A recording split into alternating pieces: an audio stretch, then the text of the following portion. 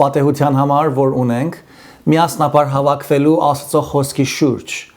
պաշտելու նրան, մեր գովաբանությունը եւ երկրպագությունը բարձրացնելու նրան, մեր հորը, որդուն եւ հոգվույն, երրակ ու մի սուրբ Աստծուն, այսպիսով մեր պաշտամունքը կատարելու իր խոսքի միջոցով։ Հրավիրում եմ ձեզ ձեր աստվածաշնչները առնել եւ բանալ Մատթեոսի ավետարան 17-րդ գլխին, Մատթեոս ավետարան գլուխ 17, պիտի կարդամ 21-րդ համարից սկսյալ։ Աստծո խոսքը այսպես են կարդում. Եվ երբ որ նրանք Գալիլեայի մեջ ման էին գալիս, Հիսուսը նրանց ասեց. Մարդի որդին մարդկանց ձեռն է մատնվելու, եւ նրանք կսպանեն, եւ երրորդ օրը հարություն կառնե, եւ նրանք շատ տրտմեցան։ Եվ երբ որ նրանք Կափառնայում եկան, երկդրամյան ուզողները Պետրոսի մոտ եկան եւ ասեցին. Ձեր վարդապետը երկդրամյանը չէ վճարում։ Նա ասեց. այո։ Եվ երբ որ տունը մտավ, Հիսուսը նրանից առաջ սկսեց եւ ասեց. Քեզ ինչպես է երևում, Սիմոն, երկրի թագավորները ումից են առնում հարկը կամ տուրքը, իրենց որդիներից, քան թե օտարներից։ Պետրոսն ասեց նրան օտարներից։ Հիսուսը նրան ասեց. ապա ուրեմն ազատ են որդիները, բայց որպեսզի նրանց չքայթակեցնենք, գնա ծովը եւ կարթը գցիր եւ առաջի դուրս եկող ձուկը առ, բերանը բաց եւ մի սատեր կգտնես, առ այն տուր նրանց իմ եւ քո տեղ։ Օրհնյալը Տիրոջ խոսքը մեր կյանքերում եւ մեր հոգիների համար աղոթենք։ Երկնավոր Հայր, սրտի խորքից քեզ փառք ենք տալիս քո խոսքիդ համար, քո հիանալի ճշմարտություններիդ համար, ով Տեր աղաչում ենք, որ այսօր հիմա այս խոսքդ մեր սրտերին բանաս եւ նաեւ բանաս մեր սրտերը քո խոսքիդ, որպեսզի խոսքիդ մեջ ներգրավված ճշմարտությունները, Տեր քո հեղինակած իրողությունները, ճշմարիտ խոսքդ մեր սրտերի մեջ պտղատու դառնա, ազդեցիկ դառնա եւ պտուղ տա, որը 30, 60 ու 100 իբարս քեզ։ Օգնիր մեզ Տեր հասկանալու խոսքիդ խորքը, դուր որ հրաշքներ տեսնենք, ու այնտեղ տեսնենք քեզ, Աստծույթ, եւ նաեւ մեզ, թե ինչպես պետք է վարվել, թե քեզ հետ եւ թե քո սիրածների հետ։ Տեր օրհնիր այս պահը, օրհնիր խոսքիդ մատակարարությունը, օգնության հասիր ծառայիդ, որովհետև քեզ շատ կարիք ունեմ։ Տեր Հիսուսի անունով եմ խնդրում։ Ամեն։ Սիրելիներ, այսօրվա կարդացված բնաբան համարների հիման վրա եւ այդ համարները Տիրոջի շնորհքով մեկնաբանելով, պիտի խոսեմ Տեր Հիսուսի եւ տաճարի տուրքի կապակցությամբ գրված դրվագի կամ եղելության մեկնաբանության մասին եւ դրանից մի քանի հոգեվոր դասեր պիտի քաղենք մեր հոգեվոր կյանքի աճման համար։ Այս անելու համար մեր ուշադրությունը պիտի կենտրոնացնենք Հիսուսի եւ նրա աշակերտներին մոտեցող այդ մաքսահավաքների խոսակցությանը։ Առաջին տեսարանում նախ պիտի նայենք Հիսուսի աշակերտներին, երբ նրանք Հիսուսից նրա սպանվելու եւ հարություն առնելու լուրը լսեցին, թե ինչ պատահեց նրանց։ Իսկ երկրորդ կետում պիտի նայենք այդ մաքսահավաքների եւ Պետրոսի միջև տեղի ունեցած խոսակցությանը։ Եվ երրորդ կետում պիտի նայենք Պետրոսի եւ Հիսուսի միջև եղած խոսակցության եւ Տեր Հիսուսի կատարած արարքին։ Ուրեմն սկսենք առաջին արարից կամ առաջին տեսարանից։ Այս առաջին տեսարանում ահա հանդիպում ենք Տեր Հիսուսին եւ նրա աշակերտներին, որոնց մասին 21-րդ համարից կարդացինք, թե երբ որ նրանք Գալիլեայի մեջ պտտում էին կամ ման էին գալիս, Հիսուսը նրանց ասեց. Մարդի որդին, այսինքն ինքը, մարդկանց ձեռն է մատնվելու եւ նրան կսպանեն եւ երրորդ օրը հարություն կառնի։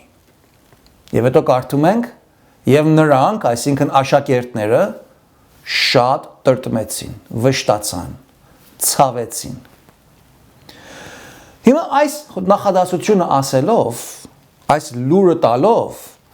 Հիսուսը աշակերտներին չէր ուզում վախեցնել, ոչ էլ ուզում էր նրանց տրտմության մատներ։ Նաև Տեր Հիսուս չէր ուզում, որ իր անձը որպես մի պարտված, մի անօգնական, մի անճար մեկը ներկայացներ։ Հիսուս ոչ անօգնական էր, ոչ պարտված էր, ոչ էլ անճար էր։ Նա Հայր Աստծուն լիովին հնազանդելով եւ նրանից ստացած առաքելությունը ամենայն հաջողությամբ եւ մանրակրկիտ կատարելությամբ գործադրելով երկու նպատակներով էր եկել աշխարհ։ Նախ նա եկել էր որպեսի կատարյալ եւ ուղղարար եւ կատարելապես օրինապահ մարդկային կյանք ապրեր։ Եվ այդ իր մարդկային կյանքում որպես մարդ Աստծո տված օրենքը եւ մարգարեությունները կատարելապես գործադրեր, կատարեր եւ այսպիսով լիովին ուղղարար գտնվեր, perfectly righteous։ Ապա երկրորդ նպատակը, որ հաջորդում է սրան, այն էր, որ Տերը այդ իր ուղղարար մարդկային կյանքը մեր նման անուղղարար, անիրավ, անօրեն, մեղսալի եւ հոգեվորապես եւ բարոյապես մեռած, անկում կրած, Աստծուն տհաճ, նրա թշնամի եղող մարդկանց փոխարեն եւ մեր մեղքերի որպես փրկագին իր կյանքը վճարեր, իր կյանքով այդ փրկագինը հատուցաներ եւ ապա այսպիսիներից իր կյանքով եւ մահով Աստծո սուրբ, արդար, մեղքի հանդեպ անհանդրժելի մահապատժից ազատագրեր, փրկագներ։ Նա գիտեր, թե հիմա այս պահին դեպի ուր է գնում։ Նա գիտեր, թե մոտ ապագային ինչ էր սպասվում իրեն համար։ Նա գիտեր, թե Երուսաղեմում ինչ էին ծրագրում եւ ինչ տեղի պիտի ունենար իր կյանքի նկատմամբ, մարդկային կյանքի նկատմամբ։ Նա գիտեր, որ նա ծնվել էր խաչվելու համար։ Նա ապրում էր մեռնելու համար։ Սակայն նա չէր ծնվել միայն մեռնելու համար։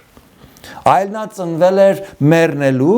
եւ հետո էլ երրորդ օրը հարություն առնելու։ Ղուկաս 18:31-ի մեջ նա այսպես բացատրեց եւ ասեց.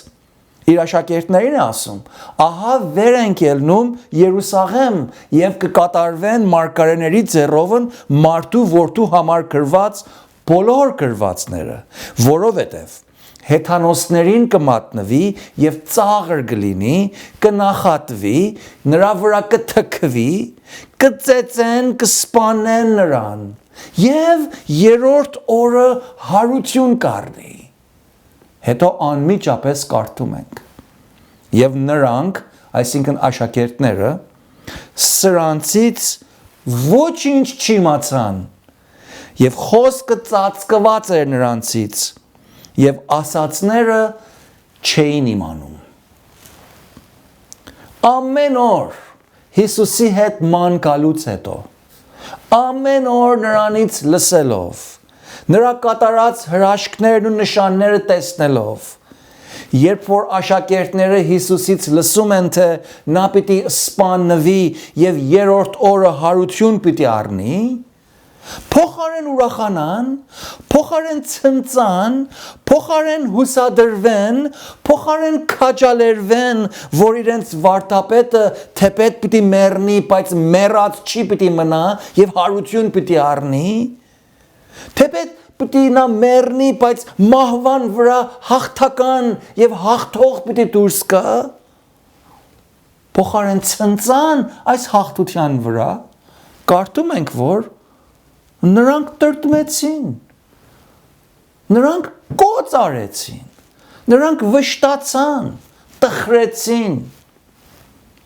Գիտեք ինչու նրանք տրտմեցին։ Որովհետև ասում է, թե նրանք չհասկացան, թե Հիսուս ինչ էր ասում, երբ խոսում էր իր հարության մասին։ Նրանք չհասկացան, որովհետև խոսքը ծածկված էր նրանց աչքերից եւ ականջներից։ Բայց ինչն էր ծածկում նրանց։ Ինչն էր նրանց Հիսուսի ասածները լիովին հասկանալուց եւ դրա վրա ուրախանալուց արգելք հանդիսանում։ Բացատրեմ։ Տեսեք։ Այս մարդիկը ամենօրյա պարզ մարդիկ էին։ Նրանց կենցաղահայացքը ու նրանց հասկացողությունը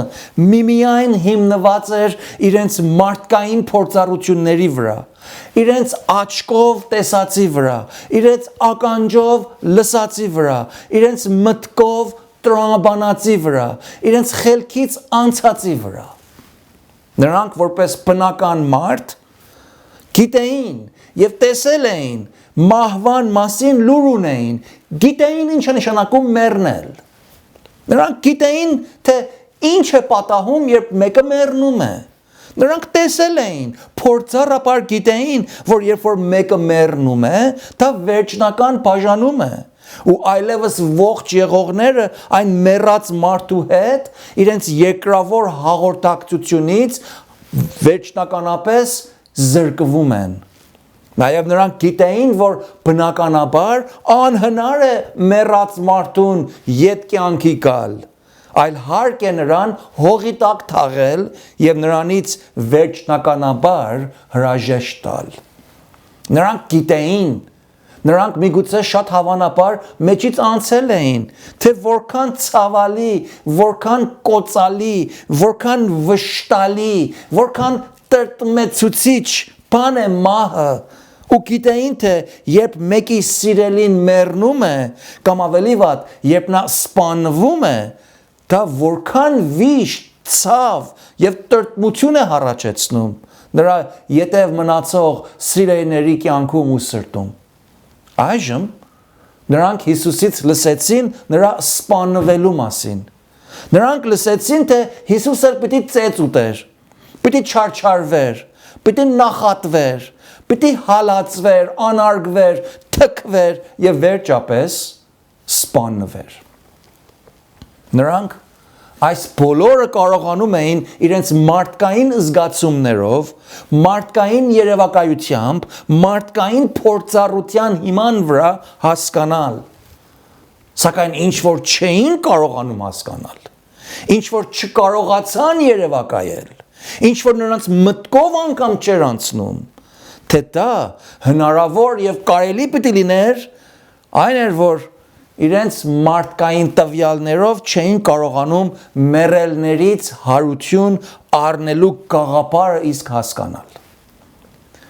Բայց հրյաները, ինչպես կարդում ենք Մարթայի պարագային, որ Ղազարոսը երբ որ մեռել էր, Մարթայի պես այս աշակերտներն էլ գիտեին եւ հավատում էին, որ հետագային հերու ապագայում մի օր Աստծո դատաստանի օրը, հարության օրը, վերջին օրը, պատմության վերջնականության մեջ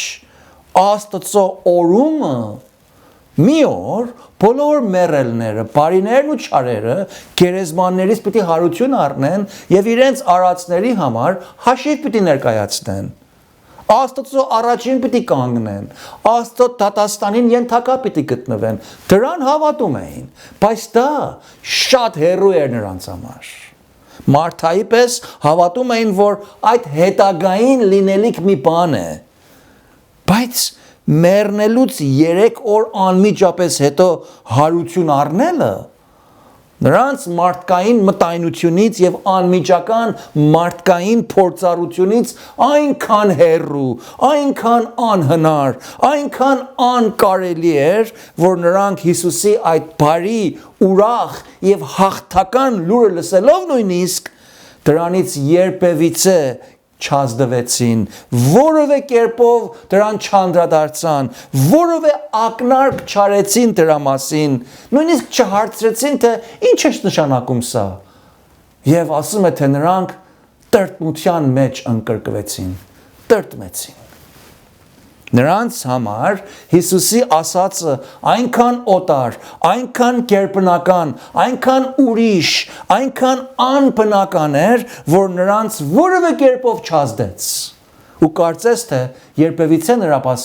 նրա հարության մասին բան չլսեցին։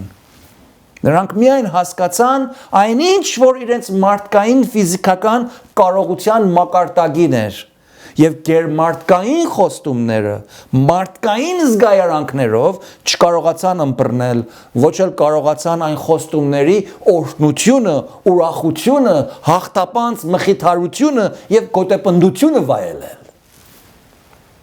Սիրելիներ, պարագան նույնն է նաև մեզ համար, մանավանդ հավատացյալներիս համար այսօր։ Այսօր մենք մեր ձեռքում ունենք Աստծո խոսքը, նրա կատարյալ խոսքը, բավարար խոսքը, ներշնչյալ խոսքը, անսխալ ու անսխալեցնող խոսքը։ Այս խոսքը Աստծո բացահայտ հայտնությունն է, նրա բացահայտ կամքն է,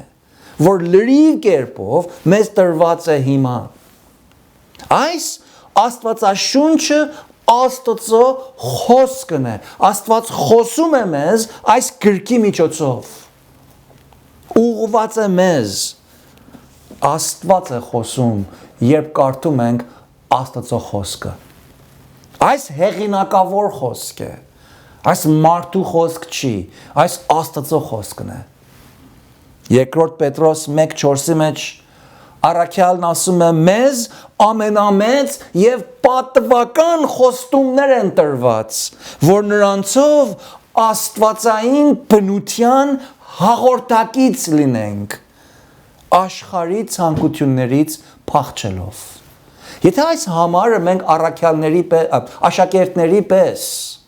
միայն մարդկային զգացումներով ճանանք հասկանալ, երբեք պետք է չհասկանանք ինչ է նշանակում աստվածային բնության հաղորդակից լինենք այս խոստումներով։ Բայց մենք պետք է հավատանք, մենք պետք է խորը մտնենք, մենք պետք է Աստծուց վերստին ծնված լինենք, որպեսզի կարողանանք հասկանանք, թե ինչ է նշանակում սա։ Եվ առաքյալը շարունակում է 19-րդ համարի մեջ։ Ասում է այս մենք հիմա մարգարեական ավելի հաստատ խոսքն ունենք, որ եթե դրան մտիկ անեք, լավ կանեք։ Մարգարեական ավելի հաստատ խոսքը հիմա ունենք մեր ձեռքի մեջ։ Մենք էլ աշակերտների նման հաճախ երբ որ դժվար կացությունների ենք հանդիպում, կյանքի նեղուցքներից ենք անցկենում, որպես հավատացյալներ, թեպետ կարդում ենք Աստծո խոսքը, թեպետ հանդիպում ենք անցյալում Աստծո կատարած հիանալի հրաշագործ արարքներին, թեպետ զանազան պատմությունների եւ եղելությունների մասին կարդալով տեսնում ենք Աստծո նախախնամ ձեռքը սրա նրա կյանքի մեջ, եւ նրա զորավոր եւ գերիշխան արարքներին ենք հանդիպում եւ դրանցով մխիթարվում ենք, բայց հաճախ մնում ենք տրտմած, մնում ենք պարտված, մնում ենք նախատված, մնում ենք մեր պարագայի տակ ճնշված։ Պատճառը այն է, որ մենք Աստծուն ճանանում ենք հասկանալ մեր մարդկային փորձառություններով, մեր մարդկային զգայարանքներով, մեր մարդկային տրամաբանությամբ եւ ըստ այնմ մեր մարդկային սահմանափակության սահմանների մեջ եւ մոռանում ենք, որ Աստծուն միմիայն կարելի է իրապես հասկանալ միայն հավատքով, հավատքի միջոցով, միայն նրան կարելի է տեսնել, շոշափել հավատքի աչքերով, ոչ թե մեր մարդկային տեսողությամբ, ոչ թե մեր մարդկային տրամաբանությամբ, այլ Աստծո հոգուց մեզ տրված գերմարդկային հավատքի շնորհիվ, հավատքի միջոցով։ Այո, կարդում ենք Աստծո խոսքը, համոզված ենք, որ Աստված ամեն բան կարող է անել, բայց այդ նեղության պահին, այդ դժվարության տակ, այդ ճնշման ներքո Չենք հանձնում մեր պարագան այս մեր կարդացած, հանդիպած, իմացած, սովորած Աստծո գերիշխան նախախնամքին,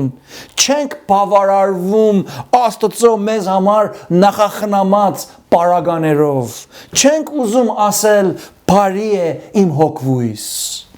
այլ միայն մեզ ճնշող պարագային նայելով և մենք մեր վրա խղճալով մնում ենք ճնշված, պարտված, տրտմած։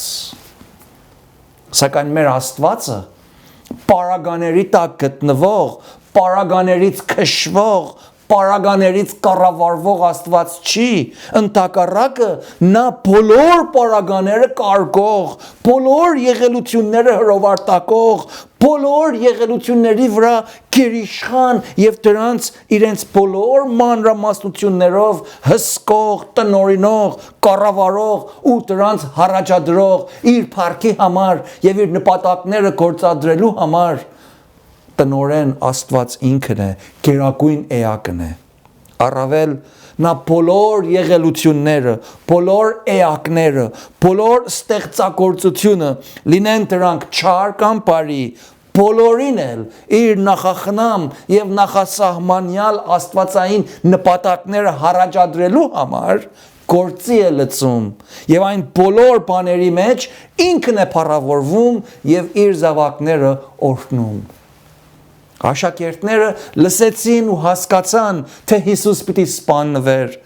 բայց նրանք թեև լսեցին իրենց մարդկային ականջներով, թե երրորդ օրը հարություն պիտի առներ, սակայն այդ հիանալի ճշմարտությունը նրանց մարդկային փորձառություններից շատ դուրս և նրանց հասկացողություններից շատ օտար ու խորտ լինելով, նրանց մի ականջից մտավ ու մյուսից դուրս եկավ, վրիպեցին դրա մեջ։ Եվ դրա համար էլ չանդրադարձան, թե Հիսուս ինչ ասեց իր մահից հետո եղող մի կարգ հիանալի ճշմարտության մասին, մի եզակի և հաղթական եղելության մասին, և այդ պատճառով էլ, այդ վրիպելով, նրանք մնացին իրենց տրտմության մեջ։ Սիրելի հավատացյալ եղբայր և քույր, հարց տամ քեզ, դու երբ կարդում ես Աստծո խոսքը և այնտեղ հանդիպում Աստծուն, նրա ստորագիրներին, նրա հիանալի գերմարդկային հատկություններին, անցյալում նրա կատարած հրաշքներին, իրեն սիրողներին ու հավատացողներին նրա տված հավիտենական անսուտն խոստումներին, նրա տված պատվերներին ու հրանգներին, նամանավանդ նրա ճշմարիտ, անփոփոխ, հավատարիմ, վստահելի, ուղղարար և չարի վրա անխախտ հաղթանակին, արդյոք մի պահ կանգ առնում ես ու անդրադառնում ես, թե այս Աստվածը նաև քո Աստվածն է, և քո Աստվածը լինելով հոգ է տանում նաև քեզ, զորացնում է նաև քեզ, խնամում է նաև քեզ, և անկախ թե դու ինչպիսի պարագաներից ես անցնում, նա միշտ հավատարիմ է իր բոլոր մեզ տված խոստումներին մեջ։ Եվ ըստ Երեմիա մարգարեի կրճով գրի առնված Աստծո խոսքին, նրա ողորմությունները ամեն առավոտ նորանոր նորոգվում են։ Ուրեմն սիրելի եղբայր քույր, մյուս անգամ, երբ Աստծո խոսքն ես կարդում, անկախ քո մարդկային տվյալներին ու պարագաներին,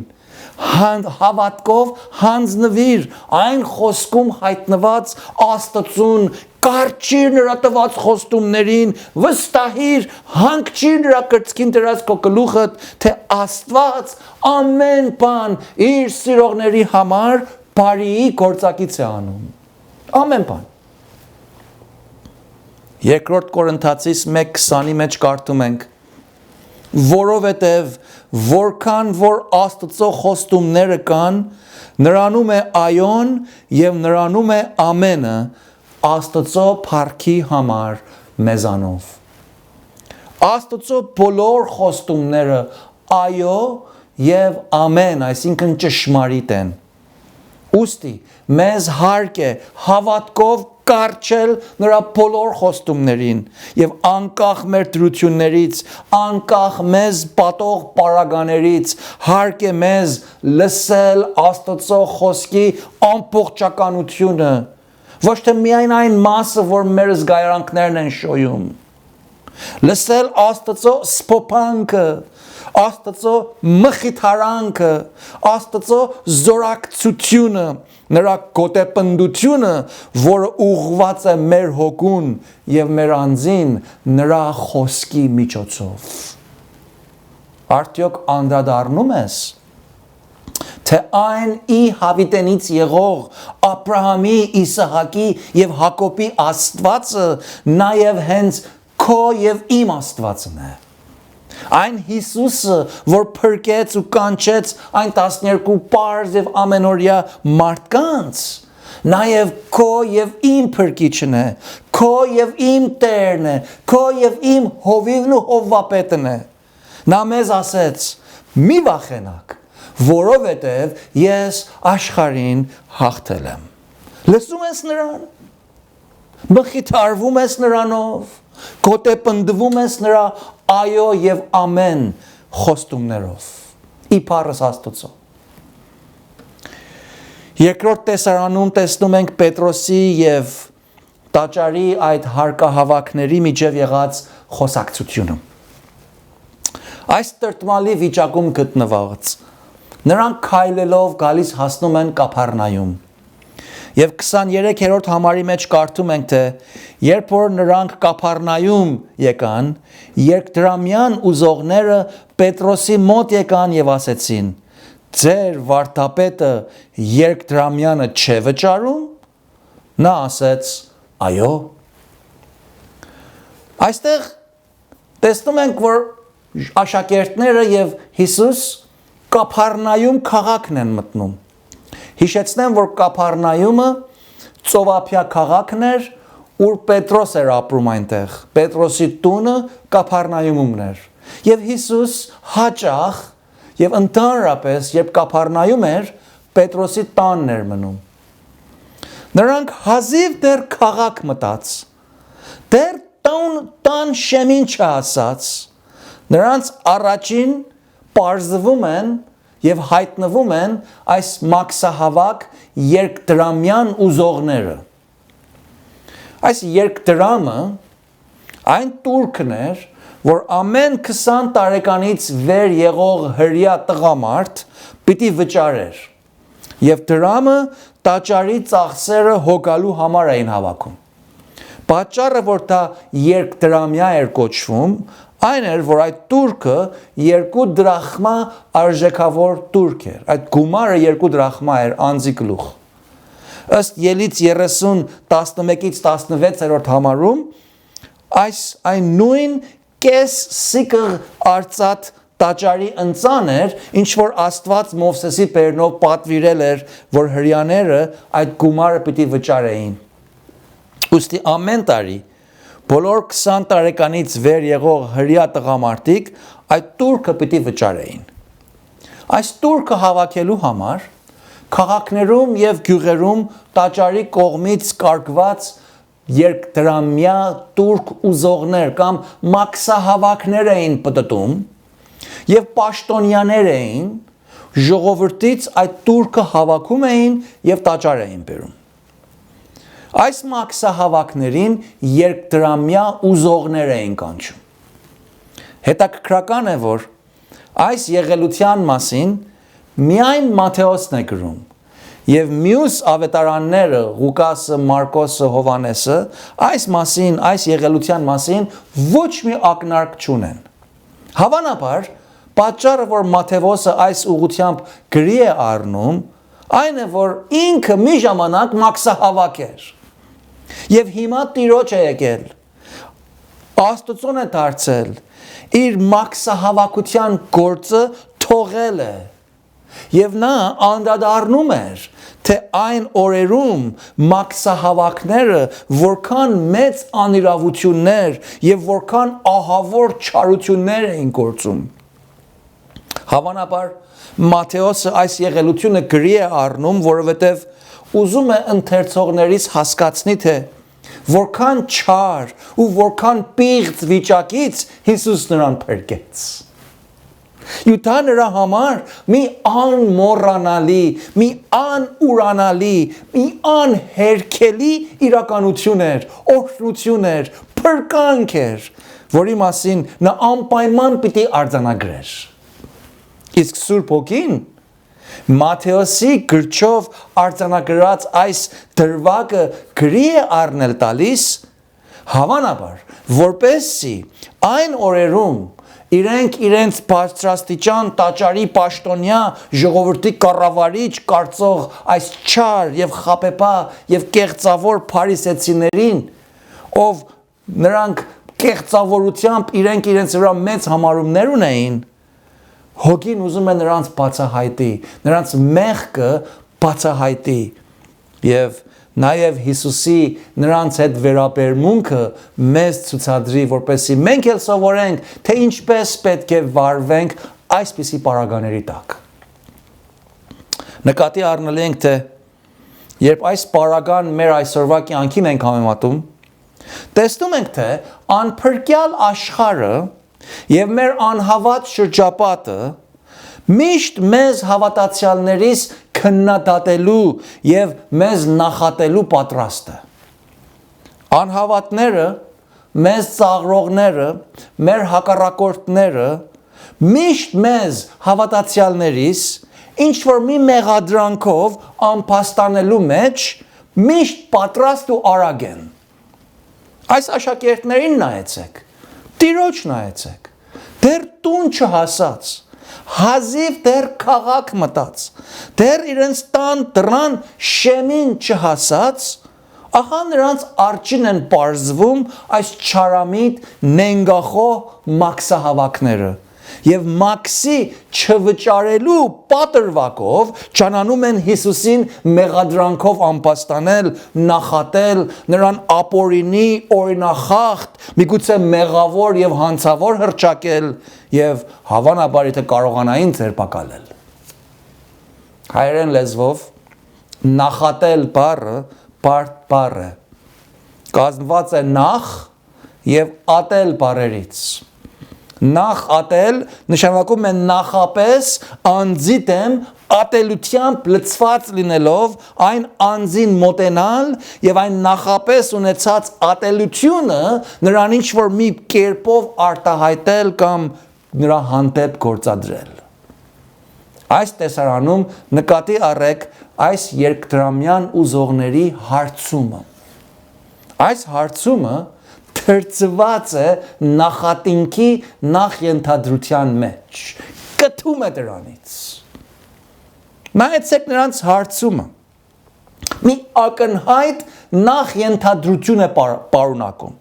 եւ այդ նախենթադրությունը կարող ենք տեսնել, երբ անդրադառնում ենք նրանց տված հարցումի այդ ժխտական, բացասական ոճին։ Նրանց տված հարցումը դրական ոճով չի։ Օրինակի համար, նրանք չեն հարցնում դրական ոճով, արդյոք ձեր վարդապետը մաքսը վճարել է։ Սա դրական հարցում է։ Եթե այսպես հարցնեին, կարելի էր եզրակացնել, թե նրանք այս դրական մոտեցումով հիշեցնում էին, որ Հիսուսը եւ մյուս աշակերտները որպես հրյա տղամարդիկ ժամանակը հասել էր, թաքսի ժամանակն էր, մաքսի ժամն էր եւ հուսամ որ չեք ուշացնել, խնդրում եմ վճարեք, արդյոք վճարել եք։ Բայց այդպես չեն հարցնում։ Տեսեք, նրանք ինչպես են հարցնում։ Այս չարամիտ նենգախոհ եւ նախատությամբ լցված տաճարի պաշտոնյաները Պետրոսին մի բացասական, ժխտական ոճով են հարցնում եւ այս են ասում. Ձեր վարդապետը մաքսը չէ վճարում։ Տեսնում եք նախենթադրությունը, presumption։ Եթե հիրավի նրանք Հիսուսի հարկ վճարելու կամ չվճարելու հետ խնդիր ունեին, ինչու նրանք ուղղակի Հիսուսի չմոտեցան, ինչու Հիսուսին հարց չտվին, ինչու նրան ուղղակի չխոսեցին, գիտեք ինչու, երկու պատճառներով, Որովհետև նախ որ գիտեին թե նրանք Հիսուսի հետ չէին կարող բանավեճի բռնվել, որով դրանից առաջ Հիսուս նրանց քանի անգամներ իր իմաստուն, ուղիղ, հստակ եւ ճիշտ պատասխաններով պապանձեցրել էր եւ նրանց չարամտությունն ու կեղծավորությունն էր բացահայտել, իսկ հիմա նրանք նրան ուղղակի մոտենալուց վախենում էին։ Նրանք վախենում էին, որ միգուցե հանկարծ նորից մարդկանց առաջին չպապանձվեն, ժողովրդի առջև խայտառակ չլինեն։ Դրա համար էլ նրանք Պետրոսին են գալիս եւ Հիսուսի դեմ իրենց անփաստանությունը Պետրոսին են արտահայտում։ Պետրոսն էլ պարզամտությամբ իր տիրոջ Հիսուսին ճանաչելով, որ նա օրինախախտ չի, անցյալում իր պարտքերը վճարել է, իր հարկերը մուծել է եւ հիմա էլ այս տարի պատճառ չկա, որ օրենքը խախտել, հենց որ լսում է այդ հարցումը, անմիջապես պատասխանում է այո։ Պարսկերեն թարգմանության մեջ ասում է անշուշտ հարկավ թե։ Այսինքն իհարկե, հաստատ այո։ Անշուշտ թե Հիսուս պիտի վճարի իր մաքսը։ Ինչ եք հարցնում սա։ Սակայն որպես օրենքի պաշտոնյաներ, փոխարեն Պետրոսին գալ ու Հիսուսի համար Պետրոսին հարցակնել, օրինավորը եւ պատշաճը այն էր, որ նրանք Հիսուսին մոտենային։ Իրենց խնդիրը կամ հարցումը ուղղակի Հիսուսին ներկայացնեին։ Բայց նրանք այդ չարեցին, որովհետեւ չարամիտ էին։ Երկրորդ պատճառը, որ նրանք իրենց հարցումը ուղղակի Հիսուսին չեն հարցնում, այն է, որովհետեւ նրանք Հիսուսի դեմ իրենց բռնած դիրքի եւ մտորոշման համար որևէ կոնկրետ, այսինքն հստակ փաստ չունեին։ Նրանք չէին կարող փաստել, թե Հիսուս մտորոշել էր տուրք չվճարել։ Բայց նրանք միմիայն իրենց զգացումներից, միմիայն իրենց ատելությունից եւ միմիայն իրենց հակառակությունից դրդված նախ ենթադրում էին, որ Հիսուս օրվա պետության հակառակորդ պիտի լիներ եւ այդ նախ ենթադրությամբ ճանանում էին նրան ինչ որ մի պատճառով անպաստանել եւ եթե կարողանային ձերբակալել։ Նրանք տեղեկացել էին, թե Հիսուս տակավին այդ տարվա մաքսը չէր վճարել։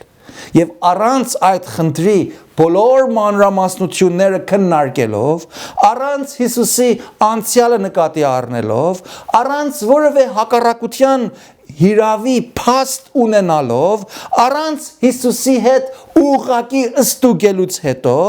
միմիայն պարագաներին նայելով, իրենց մտքի մեջ արդեն կողմորոշվել էին, թե պատճառը, որ Հիսուս տակավին այդ տարվա պարտքը չէր վճարել, այն է, որովհետև նա փարիսեցիներից, սադուկեցիներից, դպիրներից կազմված հրեական ծերակուտականի հակառակորդն է, եւ որովհետև նա այս պաշտոնյաներին որպես կեղծավոր է հայտարարում, ուրեմն շատ հավանաբար մտադրված է նրանց դեմ աշխատել, տաճարի տուրքն անգամ չտալ եւ այդպես էլ անօրեն գտնվել։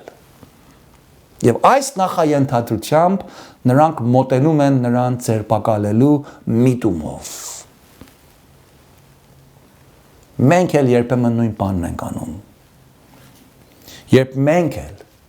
մի խնդրի շուրջ մեր կողմորոշումը հիմնում ենք միմիայն մեր լսածի, մեր տեսածի վրա եւ դրա մասին հստակ, ամուր, ամբողջական, մանրամասն, անհերքելի փաստեր չունենք, այդպիսի կողմորոշման հիմքերը լսողության, տեսողության, մեր ենթադրության հիման վրա եղած հիմքերը կամ մասնակի ճշմարտությունների հիման վրաց փաստերը կոչվում են պարագայական փաստեր, անգլերենով circumstantial evidence։ Նայեցեք, դատավարական եւ իրավաբանական աշխարհում, դատարաններում, դատավորների առաջին պարագայական փաստերը անփաստանված եւ մեղադրված անձին մեղավոր հռչակելու համար բավարար եւ ընդունելի հիմքեր չեն։ Եվ դրանք ըստ ինքնյան առանց որևէ հիմնավորված եւ ստուգված փաստերի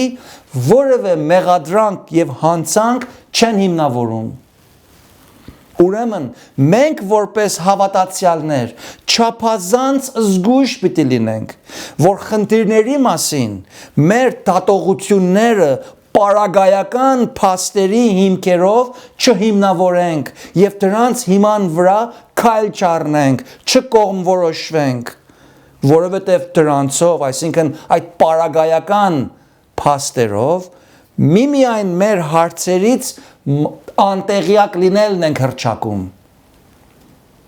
Այսպիսի պարագայական փաստերով դատողություն անելը չափազանց վտանգավոր եւ վնասակար է, որովհետեւ դա հառաջացնում է սխալ եւ անբավարար նախընտրություններ։ Եվ այդ նախընտրություններից հառաջանում են հակառակություններ, դառնություններ, կասկածներ, երկպառակություններ եւ հետո էլ աչառությամբ վարվելակերպ։ Հակոբոս առաքյալը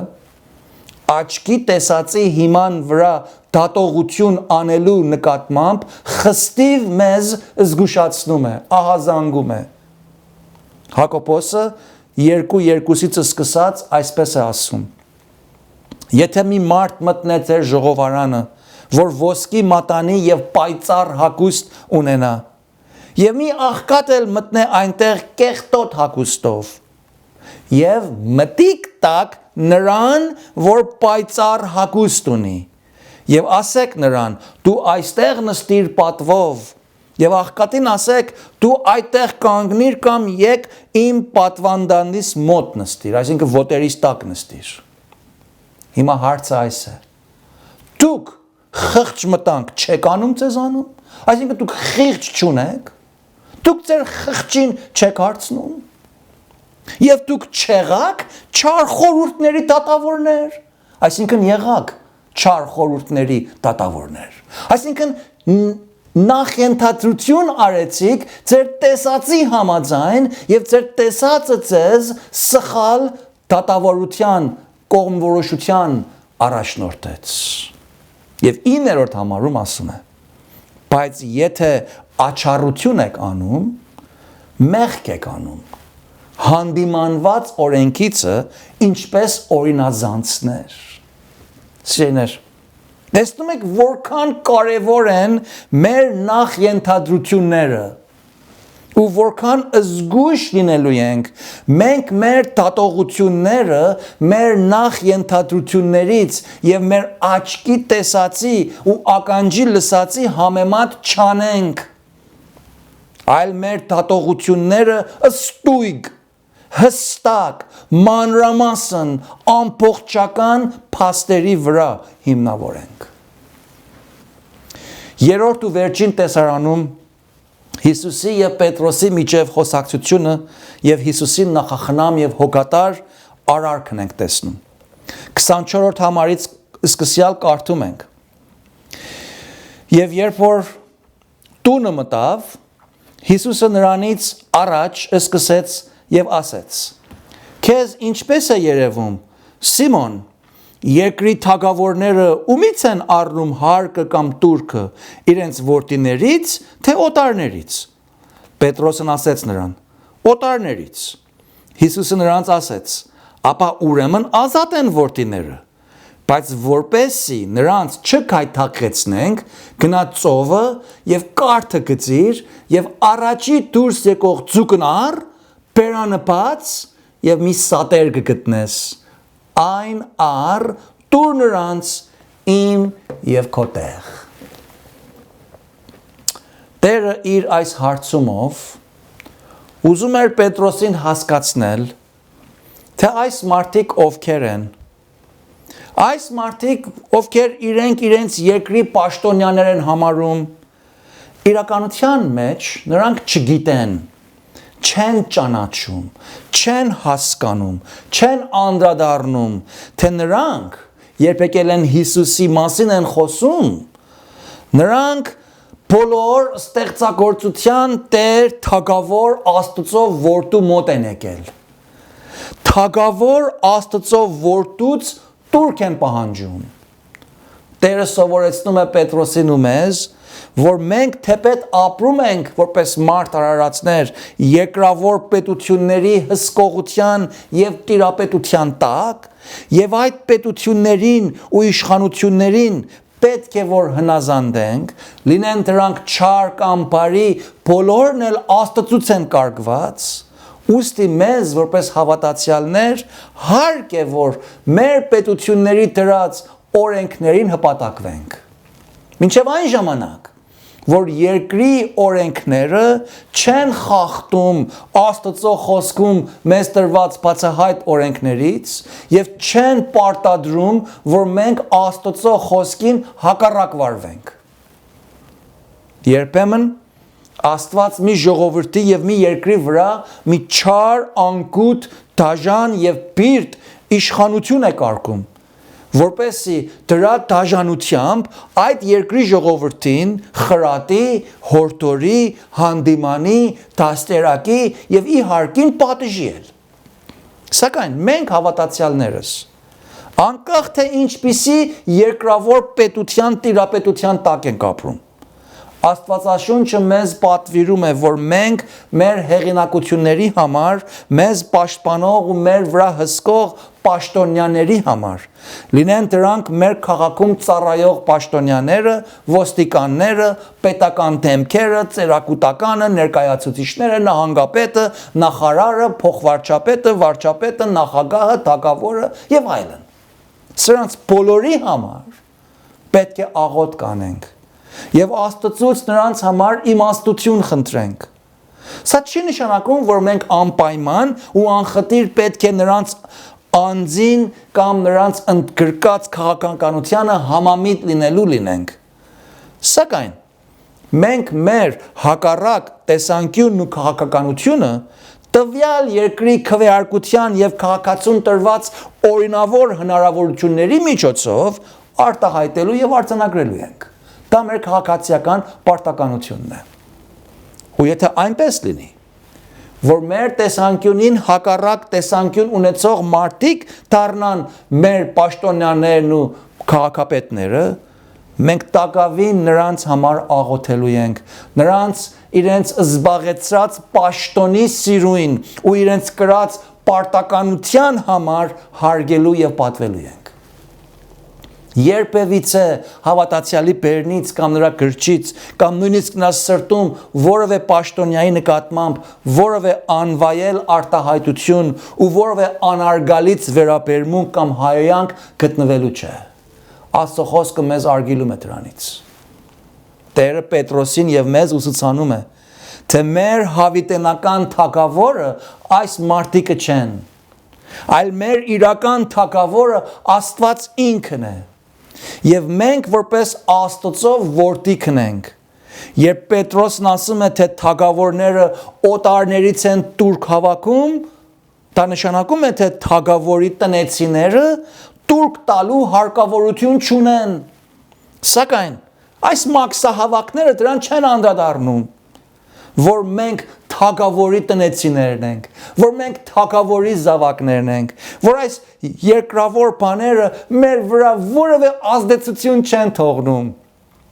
մեզ որևէ իմաստով, որևէ իրական մնայուն պարտադրանքի տակ չեն կապում։ Սրանք ժամանակավոր են, սրանք երկրավոր են, հողեղեն են, աննշան են, սրանք անցողական են։ Մենք մի քանի երկդրամ մաքսի հարկով որևէ կապանքի տակ չենք մտնում, այլ իրական կապանքի եւ տուրքի տակ գտնվողները նրանք են,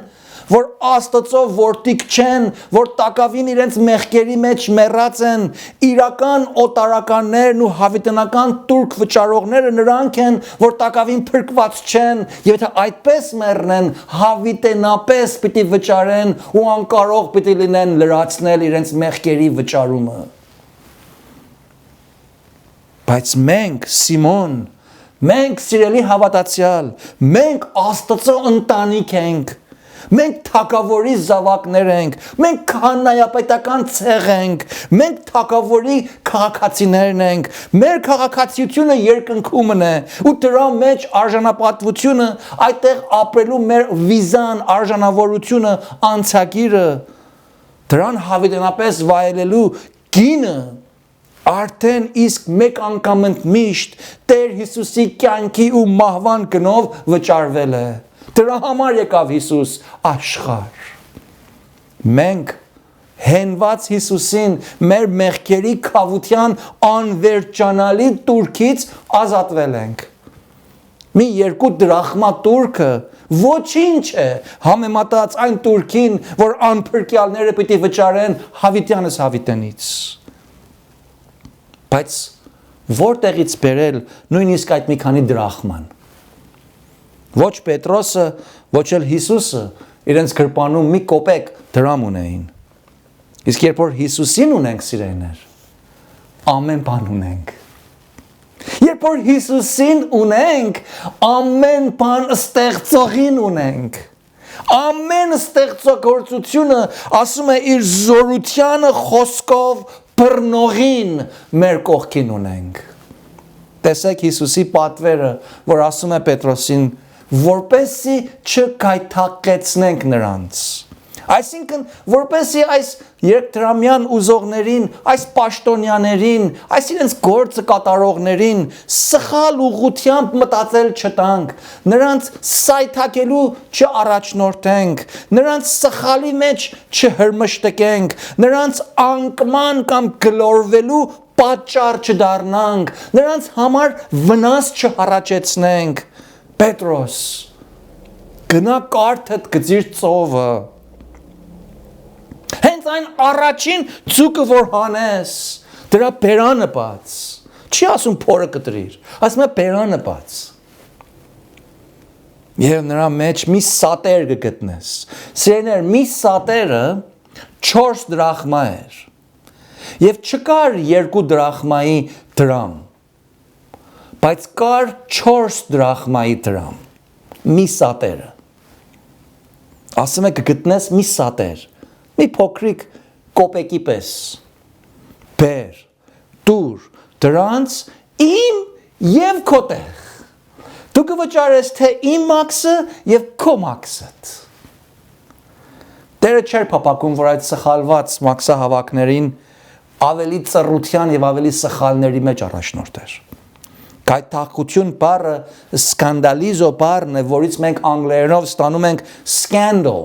այսինքն խայտառակություն, ամոթ կամ վատահամբավություն։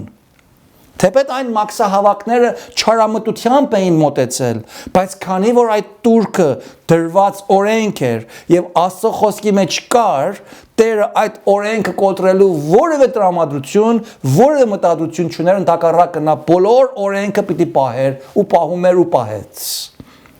Նաև Տերը չէր ուզում, որ այդ մաքսահավաքները իրենց այդ պաշտոնը կատարելու ընթացքում խայտառակվեին պաշտոնը կատարելու համար, որտեղ պաշտոնը Աստծո խոսքի հիման վրա էր։ Բայց որտեղից բերային այդ գումարը։ 2 դրախման մի աշխատավորի 2 օրվա աշխատավարձքի համաչափ գումար էր։ Բայց Տերը նայեցեք, իր խնամարար ձեռքը երկարելով արդեն իսկ կարգել էր, որ մի մարդ ծովի վրա ճամփորդելով մի սատեր, մի կոպեկ, 4 դրախմանոց կոպեկ, այդ ծովի մեջ կորցներ, ընկներ ջրի մեջ։ Եվ հետո էլ կարգել էր ու հրամայել էր այն ձկանը, այդ մեկ ձկանը միլիոնավոր ձկներից, որ այդ ձուկը գար և այդ սատերը դեռ ավազների տակը չհասած բռներ իր բերանով։ Եվ մինչ այդ ձուկը պիտի գար ու ճամփորդում էր, մինչ այդ դրախման իջնում էր դեպի հատակը, նա Պետրոսին ասեց գնա և կարթդ գծիր ծովը։ Պետրոսը պիտի տնից դուրս գար, վազեր ծովապ, իր կարթը հաներ, իր պատրաստեր և նավակը մտնելով գծեր այդ ջրի մեջ։ Այս բոլոր արարքները։ Մինչ այդ Դեռ այդ դրախման ծովի հատակը չհասած, ցուկը պիտի բռներ իր բերանով եւ նույն ժամին պիտի կարթը գար հասներ այդ ցկանը եւ այդ ցուկը դեռ ուրիշ տեղ չգնացած, պիտի տեսներ այդ կարթին, այդ ворթին եւ այդ կարթը պիտի բռներ։ Եվ դա պիտի լիներ առաջին ցուկը, որ պիտի մտներ այդ կարթի մեջ։ Եվ Տերը դարձյալ հրամայեց այդ ցկանը, որ այդ սատերը կուլ չտար, պահեր իր բերանի մեջ։ Տեր այս բոլորը կատարեց։ Աստվածաբանության մեջ մենք ասում ենք, այս Աստծո համակատարությունն է, որ բոլոր եղելությունները իրարու է համակատարում, որպեսզի իր նպատակները առաջադրի իր փառքի համար եւ իր ժողովրդի օրհնության համար։ Տերը այս համակատարությամբ նախախնամեց, որպեսզի թե իր եւ թե Պետրոսի տարեկան տուրքը հայթայթվի եւ գայթակղության պատճառ չդառնա։ Սիրելի հավատացյալ քույրս եւ եղբայրս, մեր Տերը այս իր նույն մանրակրկիտ համակատարությամբ իր աստվածային նախախնամքը գործադրում է մեզանից յուրաքանչյուրիս եւ բոլոր իր ստեղծագործության մեջ ամեն մի օրվա, ամեն մի ժամվա, ամեն մի երկվայրկյանում ապրած կյանքի ընթացքում։ Սաղմոս 145-ի 14-ից սկսալ կարդում ենք եւ այս համարներով պիտի վերջացնեմ։ Տերը հաստատում է ընկածներին, կանգնեցնում է ամեն կռացածներին, ամենքի աչքերը քեզ են սպասում եւ դու տալիս ես նրանց կերակուրը ժամանակին, բաց ես անում քո ձեռքը եւ կշտացնում ես ամեն կենտանին հաճությունով։ Տերն ուղարար է իր բոլոր ճանապարհներումը եւ ողորմած իր բոլոր գործերումը։ Տերը մոտիկ է բոլոր դեպի իրեն կանչողներին, այն ամենին, որ կանչում են նրան ճշմարտությամբ։ Դու կանչում ես Տիրոջ ճշմարտությամբ։ Դու հենվել ես Հիսուսին, դու հավատում ես Տեր Հիսուսին, դու հանձնվել ես նրան։ Արդյոք տեսնում ես նրան նախախնամ, մանրակրկիտ, համակատար ձեռքը քո կյանքիդ ամեն մի քայլափոխին։ Փառք տուր Տիրոջ, սիրելի քույր եղբայր, որ այսպիսի Աստված ունենք, մեր Աստվածը։ Աղոթենք։ Երկնավոր Հայր, փառք ենք տալիս քեզ քո հիանալի էությանդ համար, քո նախախնամ ձեռքիդ համար, քո համակատար արարքներիդ համար։ Փառք ենք տալիս քեզ Տեր, որ դու մեզ փրկել ես։ Ոչ թե միայն մեր մարդկային երկրավոր կյանքի բոլոր մանրամասնություններն ես կարգել, այլ նաև մեր հավիտենական կյանքի բոլոր մանրամասնությունները եւ բոլոր պիտույքները դու ես վճարել, Տեր Հիսուս, քո կյանքով եւ քո մահվով եւ քո հարության զորությունով հիմա մենք երկնքի քաղաքացիներ ենք, թեպետ ապրում ենք երկրի վրա, շնորհք արա Տեր, որ մենք կարողանանք այս երկրավոր կյանքի ընթացքում էլ քեզ փառք բերող կյանքեր ապրենք, լույս եւ աղ լինենք մութ եւ անհամ աշխարհի մեջ։ Տեր, մեր կյանքի բոլոր պարագաների մեջ քեզ ենք հանձնում, վստահում ենք քո նախախնամ ձեռքիդ, դու որ այն ձկան ու սատերին ու կարթին կարող ես կառավարել, Տեր, մեր բոլոր կյանքը դու կարող ես կառավարել, ու կառավարում ես, ու կարգում ես, ու տնօրինում ես եւ փառավորվում ես։ Փառք լինի քեզ հիմա եւ հավիտյանս հավիտենից, Հայր, Որդի եւ Սուրբ Հոգի, երրակ ու մեր Աստված, ամեն։